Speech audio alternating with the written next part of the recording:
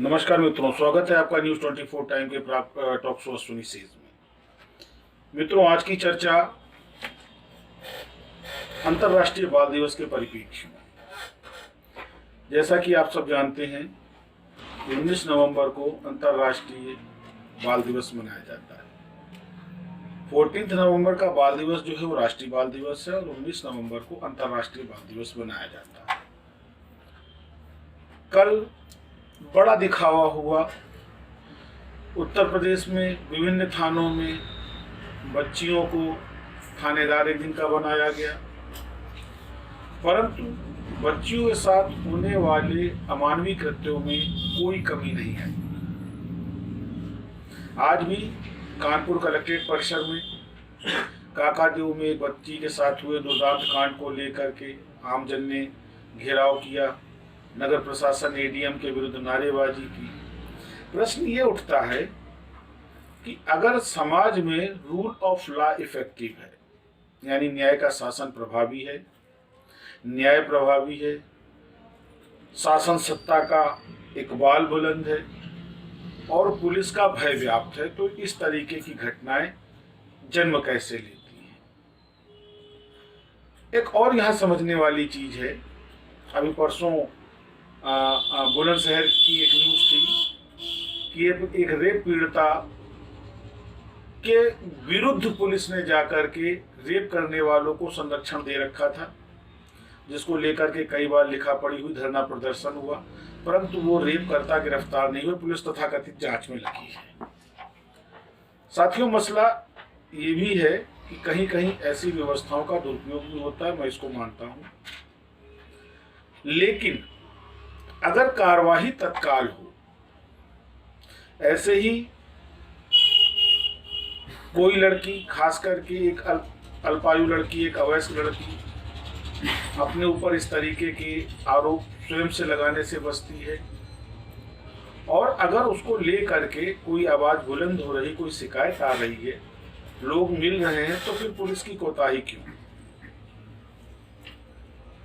इसका केवल एक कारण है कि हमारी जो पुलिस व्यवस्था है वो आज भी जन कल्याणकारी सोच की नहीं है। 90% पुलिस में भ्रष्टाचार व्याप्त है, 10% पुलिस अच्छी भी है, इसको मानने में दो राय नहीं।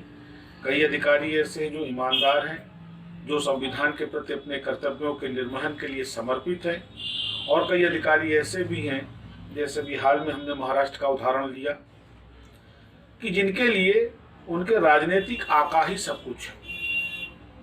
उनके लिए कोई संविधान का मायना नहीं, उनके लिए कोई देश का मायना नहीं, उनके लिए नियम कानून कायदों का मायना नहीं, उनके लिए न्याय का कोई मायना नहीं।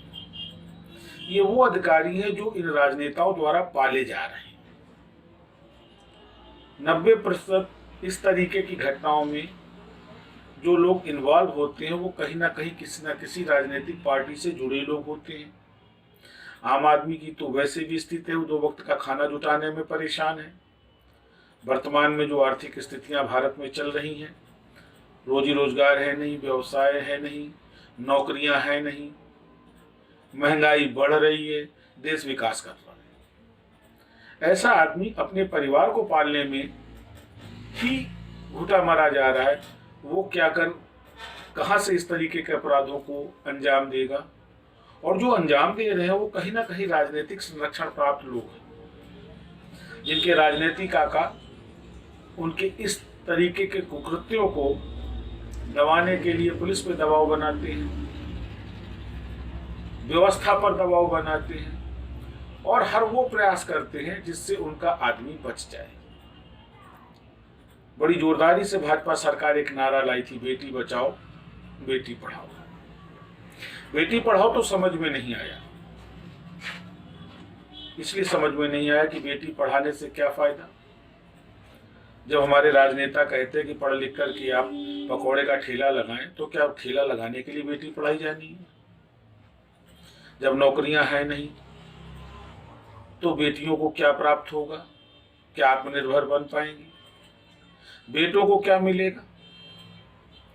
जब हर 6 महीने बाद संविदा कर्मी का पुनराकलन होगा, तब ऐसी पढ़ाई का क्या फायदा, क्योंकि उस समय फिर भ्रष्टाचार प्रभावित होगा।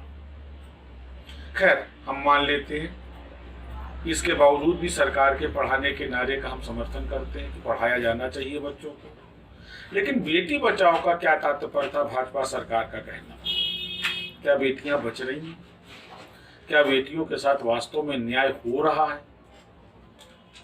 एक निर्भया की बात नहीं, एक हाथरस की बात नहीं, एक बुलंदशहर की बात नहीं, एक बाराबंकी की बात नहीं है, एक महाराष्ट्र की दिशा सलियान की बात नहीं है। मामले यहाँ बहुत गंभीर हैं और ये तब तक गंभीर रहेंगे जब तक सरकार की नीयत स्पष्ट नहीं होगी और जब तक इस तरीके के कृत्यों को संरक्षित करने वाले अधिकारी, चाहे वो पुलिस अधिकारी हो या प्रशासनिक अधिकारी हो, जब तक वो बर्खास्त नहीं होंगे, जब तक उनके विरुद्ध ठोस कार्रवाई नहीं होगी, तब तक इस तरीके के सारे नारे और इस तरीके की सारी व्यवस्थाओं का कोई मायना, कोई मतलब नहीं है। साथियों, बड़ा गंभीर विषय है और ये विषय इसलिए भी गंभीर है कि ये कहीं ना कहीं आम जन से, हमसे और आपसे जुड़ा है।